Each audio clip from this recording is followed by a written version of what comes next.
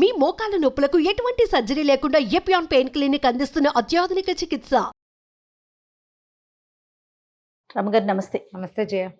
రమగారు, మోకాళ్ళ నొప్పులండి వయసుతో సంబంధం ఉండట్లేదు, పెద్ద చిన్న తేడా లేదు. మెట్లు చూస్తే భయపడిపోయే రోజులు కూడా వచ్చేసాయండి. అవును, ఎక్కడన్నా లిఫ్ట్ ఉంటే బాగుండు అని, లేకపోతే కింద కూర్చొని లేవాలన్నా. ముఖ్యంగా రమ్మగారు, టాయిలెట్స్. ఇండియన్ అంటే కళ్ళల్లో నీళ్ళు వచ్చేస్తున్నాయి. అట్లా అలవాటు పడిపోయాం వెస్ట్రన్కి. సరే, అది తర్వాత సబ్జెక్ట్ అనుకోండి, కానీ ఈ మోకాళ్ళ నొప్పులతో మెయిన్ సమస్య అయిపోతుంది. ఏమన్నా ఇంటి చిట్కాలు ఏమైనా ఉన్నాయా, గృహ వైద్యం? దీని ముందు బేసిక్ థింగ్ ఒకటి మాట్లాడుకోవాలి. చెప్పండి.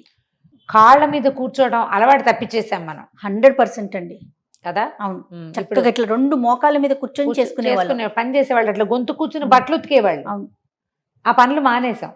అది మనం ఇండియన్ టాయిలెట్స్ సిస్టమ్ మానేసేసరికి అదొకటి పోయింది. అది అలవాటు చేసుకోవాలి జయ. ఇండియనా? ఖచ్చితంగా ఉండాలి.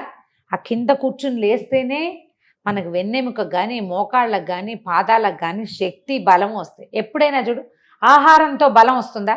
రాదు కదా. శక్తి దేని వల్ల పెరుగుతుంది? ఎక్సర్సైజ్ వల్ల పెరుగుతుంది. అవును. ఇప్పుడు మన మోకాళ్ళ నొప్పులు చిన్న ఏజ్లోనే కనపడుతూ ఉంటాయి. అరిగిపోయినాయి అంటారు. ఈ అరిగిపోవటానికి బేసిక్ ఏంటంటే, ఈ తొడకండరం చుట్టూతా ఉన్న కండరాన్ని మనం వాడడం మానేయటం.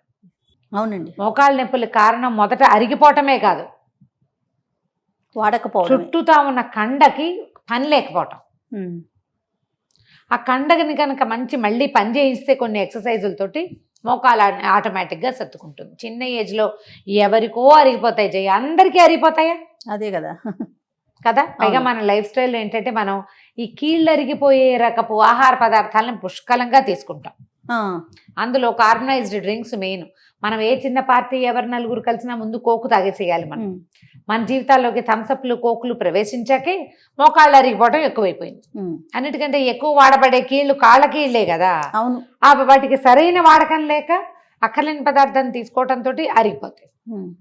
డాక్టర్లు పాపం చెవిని ఇల్లు కట్టుకుని చెప్తారు, ఆ డ్రింకులు తాగబోకండి, ఇవి తాకండి, ఇవి చేయబోకండి, బాగా ఎక్సర్సైజ్ చేయండి, నడవండి, పరిగెత్తండి అని. వన్స్ మోకాలు నొప్పి వచ్చాక మనం కింద కూర్చోవడం మానేస్తాం. అస్సలు ఇంకా వర్స్ అయిపోతుంది. అవును, ఇంకా చెడిపోతుంది. ఇప్పుడు ఓ తలుపు అది కిర్రు అంటుంది అనుకో, తీయడం మానేసాం, కొన్నాళ్ళకి ఓపెన్ అవ్వడం మానేస్తుంది. అది ఏం చేయాలి? దానికి నూనె పోయాలి. ఓ నూనె చొక్కేసి దాన్ని బాగా 10 సార్లు కదిపితే నూనె లోపలికి వెళ్ళి స్మూత్ అవుతుంది కనీసం కదా. ముందు నూనె మసాజ్ చేయడం ప్రాక్టీస్ చేయాలి. స్టార్టింగ్ స్టేజ్లో ఎందుకో మోకాళ్ళు కిరికిరమంటున్నాయి, మోకాళ్ళ నొప్పులు వస్తున్నాయి అంటే డాక్టర్ దగ్గరికి పరిగెత్తడం, తర్వాత పరిగెత్తి మొదట మనం ఎక్సర్సైజ్ సరైనది ఇవ్వట్లేదు అనేది తెలుసుకోవాలి. మొట్టమొదట మోకాళ్ళు స్టార్టింగ్ పెయిన్స్ అప్పుడు ఏం ఎక్సర్సైజ్ చేయాలో నేర్చుకోండి. 3-4 రకాలు ఉన్నాయి, చిన్నవి.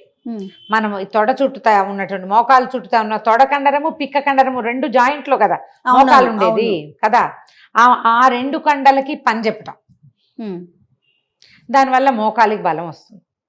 రెగ్యులర్గా ఆయిల్ మసాజ్ చేయటం. తీవ్రమైన నొప్పి ఉంటే డాక్టర్ తప్పడు.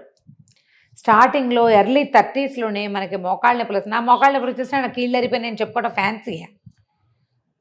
మనం ఎందుకు పనికిరాము అని చెప్పుకోగలమా ఈ సెంటెన్స్? అది బాధ కదా. నేను గుడ్ ఫర్ నథింగ్ అని మనమే చెప్పుకోవాలంటే ఎన్నిసార్లు చెప్పుకున్నాం సిగ్గు లేకుండా? అదే కదా, సిగ్గుపడకుండా ఎన్ని మాటలు చెప్పుకోగలుగుతాం?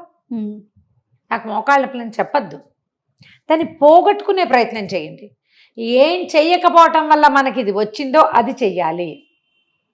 మాత్రలు మింగేసి నొప్పులు పోగొట్టుకుందాం అనుకోవద్దు. మీరు టాబ్లెట్లు వేసుకున్న కొందికి, పెయిన్ కిల్లర్స్ వేసుకున్న కొందికి కిడ్నీస్కి బరువు అయిపోతుంది. అది జనరల్ హెల్త్ పాడైపోతుంది. కిడ్నీ ఫిల్టర్ చేయడం మానేస్తుంది, అకాల వృద్ధాప్యం వచ్చేస్తుంది. నొప్పులు రావడం అంటేనే వృద్ధాప్యం రావటం. బాగా 70-80 ఏళ్ళు పనిచేస్తే కీళ్ళు పనిచేయవు, అరిగిపోతాయి. శక్తికి మించి ఖర్చు పెట్టాం కాబట్టి, వాడాం కాబట్టి. ఇప్పుడు అసలు నీకు 30కే వస్తున్నాయంటే ఏంటర్థం? నువ్వు వాడకపోవడం వల్ల వచ్చిందని కదా. అవును. వాటిని వాడడం ఎట్లా? రెగ్యులర్ వాక్, రెగ్యులర్గా ఏదైనా పని చేయటం, కింద కూర్చొని పని చేయటం. అసలు భోజనాలు కింద మానేసాం, కింద పడుకోవటం మానేసాం, కింద కూర్చోవటం మానేసాం. ఎక్కడ నడవం, మనం మెట్లెక్కం. ఇంకెందుకు పని చేస్తుంది? వీడికి నా వల్ల ఉపయోగం లేదని అది మానేస్తానంటోంది. అంతే కదా. అవును. ఆ ఉపయోగం ఉంది, నువ్వు నాకు కావాలని చెప్పండి మీ మోకాళ్ళకి. పని చెప్పండి, చక్కగా పనిచేస్తుంది. రెగ్యులర్గా మసాజ్ ప్రాక్టీస్ చేయండి. ఎలా రమ్మగారు? రోజు వారడి పడుకునేటప్పుడు ఖచ్చితంగా ఓ కొబ్బరి నూనె, ఓ నువ్వుల నూనె, ఓ ఆముదమో, ఓ పెయిన్ కిల్లర్, పంచతైలం ఒకటి చెప్పాం. కొంతమంది పంచతైలం చెప్పండి అని మళ్ళీ మెసేజ్ పెడతారు. 5 రకాల నూనెలు కలిపి పెట్టుకోవటం. ఆవ నూనె, నువ్వుల నూనె, ఆముదము, వేప నూనె, కానుగ నూనె. గానుగా కాదు, కానుగా అనే నూనె దొరుకుతుంది. ఆయుర్వేదిక్ షాపుల్లో దొరికేస్తాయి ఇవన్నీ కూడా. మీకు తలా ఒక 50 గ్రామ్సే తెచ్చుకోండి, కలిపేసి పెట్టుకోండి. సో బాగా చిలికేసేయండి దాన్ని. 250 గ్రామ్స్ అవుతుంది. కావాలంటే 2-3 పంచుకోండి, కొంచెం నూనె ఎర్రగా వస్తుంది. ఓ డబ్బాలో పోసి పెట్టుకోండి. నొప్పులు వచ్చాక కూడా రాసుకోవచ్చు దాన్ని. మనకి నొప్పి వచ్చాక రాసుకోవచ్చు. రెగ్యులర్గా కొంచెం నూనె మర్దన చేసుకోవటం. రాత్రిపూట పడుకునేటప్పుడు అరికాళ్ళకి నూనె రాసుకోండి అని చెప్తున్నాను కదా. స్టార్టింగ్ ఇప్పుడే నాకు కొంచెం మోకాళ్ళు నొప్పులుగా ఉన్నాయి, కీళ్ళలో నొప్పులు అంటే డాక్టర్ని తప్పకుండా చూడండి. డాక్టర్కి ప్రత్యామ్నాయం కాదు సుమా ఇది. మనం ఇంట్లో చేసుకునే చిట్కా అంతే. మర్దన చేయండి. తర్వాత ఎప్పుడు కాళ్ళు చాపుకొని కూర్చోవాలి. ఎక్కడైనా కూర్చుని పాదాలను ఇట్లా వెనక్కి ముందుకి చేయాలి. దానివల్ల చాలా తేడా వస్తుంది దాంతో కూడా. తర్వాత మోకాలు కండరాన్ని ఇట్లా బిగించినట్టు చేయటం, వదిలిపెట్టడం. మోకాలని ఇట్లా టైట్ చేయటం వదలాలి, టైట్ చేసి వదిలిపెట్టాలి. చుట్టూతా ఉన్న కండరం బలపడుతుంది. ఇలాంటి ఎక్సర్సైజుల కోసం బ్రౌజ్ చేయండి. ఎన్ని చుట్టాలా మనం? అక్కర్లేని మీకు కేవలం కాలక్షేపానికి పని పాట లేకుండా చూస్తాం. ఇవి అవసరం కదా, డెఫినెట్గా ఫాలో అవ్వాలి. మన ఇంట్లో మా అక్కయ్యకో అన్నయ్యకో ఎవరికో ఒకళ్ళు బ్రౌజ్ చేసి రెండో వాళ్ళకి చెప్పండి. మందుల కోసం బ్రౌజ్ చేయొద్దు, చిన్న చిన్న ఎక్సర్సైజుల కోసం ట్రై చేయండి. చాలా ఉపయోగపడతాయి. ట్రై చేసి ఇది ఉపయోగించుకోవాలి. ఇది పాత పద్ధతులే కదా ఇవన్నీ. నూనె రాసుకోవటాలు అవి రాయండి. జస్ట్ అప్లై చేయటం, అప్లై చేసి బాగా ఒక 5 నిమిషాలు మర్దన చేస్తే పొద్దుటికి తేలిగ్గా ఉంటుంది. నిద్రలో పక్కకి తిరిగినప్పుడు పట్టుకున్నట్టు అవుతుంది. అవి తగ్గిపోతాయి. గోరువెచ్చగా చేయాలా?